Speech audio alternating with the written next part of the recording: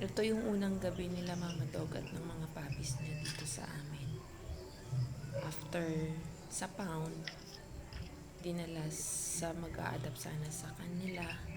Kaso nga ayaw ng isang kasama nila sa bahay, kaya no choice ako kundi iuwi sila. Binuksan ko yung kwarto para kay Mami Doggy para si Mama Dog ang mag-occupy sa isang cage. Ito yung gamit-gamit ni Jackie, tapos si Jackie lumipat doon sa cage ni Mama Dog. Oo, labas ka niya, labas. Mami Doggy Wait at lang. Brownie. Wait lang, magpapapasila At, doggy puti. Shh. Mama Dog. Shh. Oo, wait lang, wait lang. Pagkatapos kumain ng mga puppies, binibigyan ko sila ng time na makasama yung nanay nila. At sa mga panahong ito, nagdedete pa sila. Kaya nakakadede sila tuwing gabi bago matulog.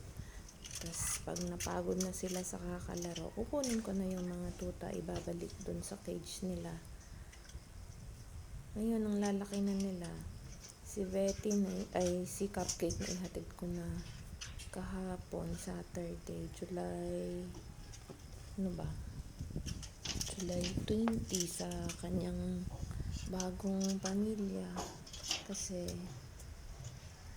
gustuin ko maikip sila, kawawa naman sila. Kasi yung magiging buhay nila nasa cage lang, tas limited lang yung time nila na nakakapaglaro sila dito sa mga dogs na Takaw-takaw katatapos lang kumain. Magdede na naman siya. Tapos pinakain pa siya ng mama nila. Yung kinain ng mama nila, sinuka niya. 'Di ba? Napakabait na mama. Kahit tapos lang kumain yung mga anak niya, pinakain pa rin niya. Yan. Diyos ko, pakasiba. Kaya madaling araw ginigising ako para magpupo. Hoy! Tapos itong puti, natuwa ako kay mukhaon na siya. Thank you Doc Ja.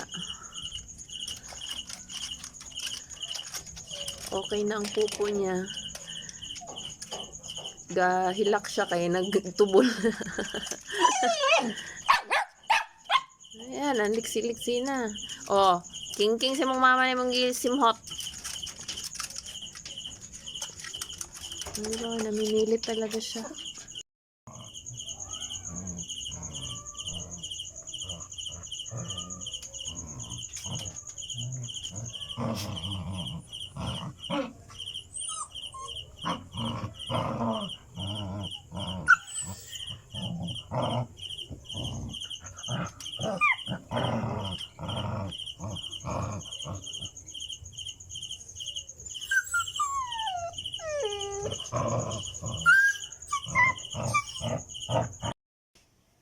Gusto niya talagang lumabas.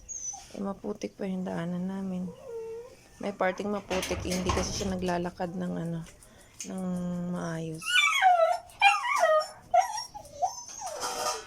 Mama Dog!